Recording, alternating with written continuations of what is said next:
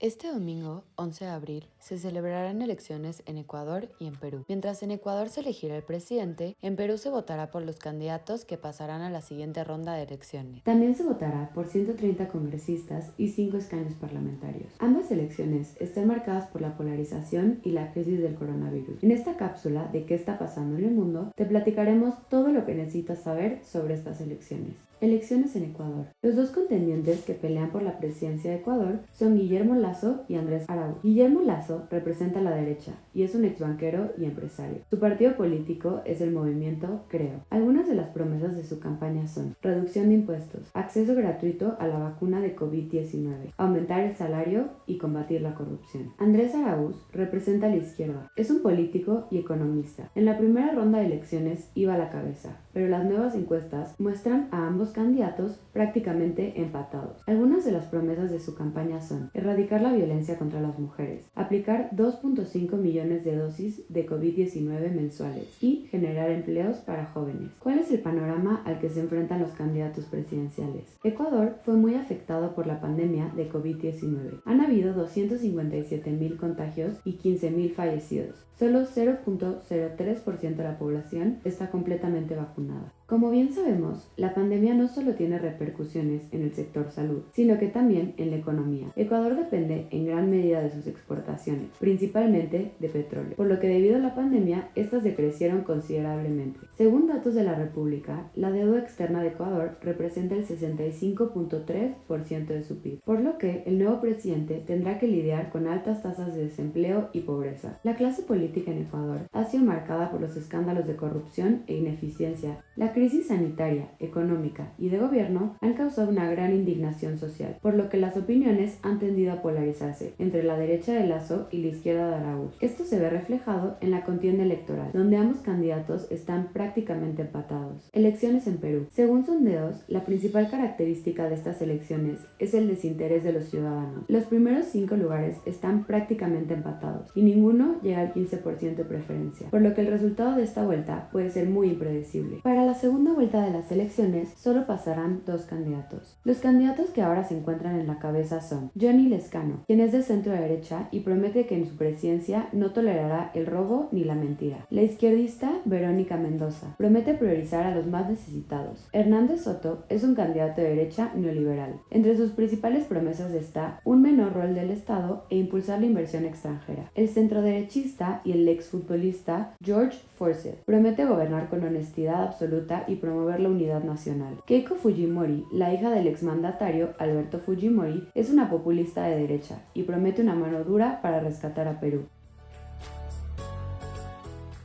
El Ejecutivo se encuentra en crisis. Tras una serie de renuncias, escándalos de corrupción y la falta de cooperación por parte del Poder Legislativo, la confianza de los ciudadanos en la oficina presidencial se ha erosionado. Esta crisis fue exacerbada por el escándalo denominado Vacunagate.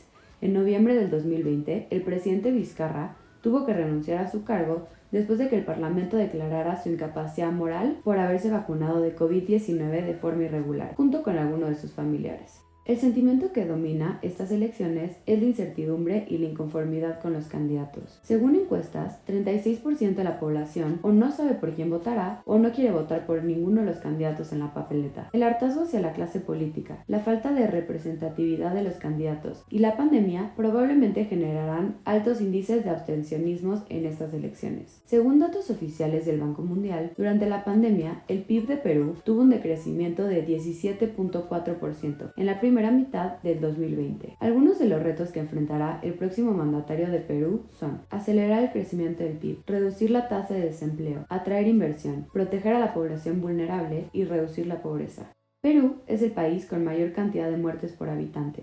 Hay alrededor de 1.600.000 contagiados y más de 53,000 muertos. Parte del problema es que el gobierno no impuso las suficientes medidas sanitarias para prevenir el contagio masivo.